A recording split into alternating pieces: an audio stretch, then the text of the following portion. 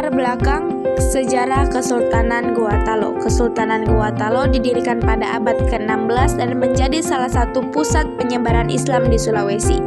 Kesultanan ini dikenal akan kekuatan maritimnya dan hubungan dagang yang luas dengan berbagai wilayah, termasuk dengan perdagangan di Arab, Cina, dan Eropa.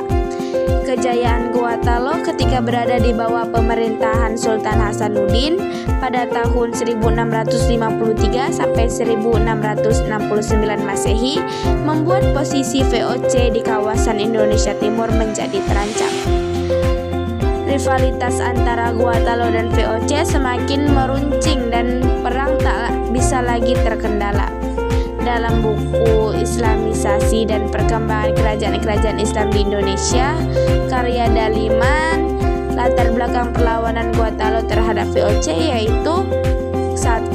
Menginginkan hak monopoli perdagangan di kawasan Indonesia Timur. Yang kedua, melakukan blokade terhadap kapal-kapal yang akan berlabuh di Sambo-Opo. Untuk menghadapi tindakan VOC yang semena-mena, Sultan Hasanuddin memperkuat pasukan dengan memerintah kerajaan bahwa di Nusa Tenggara untuk mengirim prajuritnya. Sedangkan di sisi lain, VOC menggunakan politik divide et impera dengan meminta bantuan Arung Palaka dari Kesultanan Bone. Sebab perlawanannya yaitu 1. Ancaman terhadap kedaulatan, kebijakan VOC yang menurut kontrol penuh atas pedagang dan monopoli sumber daya alam mengancam ancaman Kesultanan Gorontalo. Hal ini menyebabkan ketegangan antara kedua belah pihak. Yang kedua, penyebaran dan ekspansi. VOC melakukan berbagai ekspansi dan penyerangan terhadap kesultanan-kesultanan di Sulawesi, termasuk Gorontalo. Tindakan ini memicu perlawanan dari pihak kesultanan yang berupaya mempertaruhkan wilayah dan kekuasaannya. Adapun strategi yang digunakan yaitu penyerangan terhadap pos-pos VOC di wilayah pesisir. Yang kedua, analisis dengan kerajaan-kerajaan lain di Nusantara. Yang ketiga, memanfaatkan kekuatan maritim untuk menghadang kapal-kapal dagang VOC. Adapun tokoh-tokoh pentingnya yaitu Sultan Hasanuddin,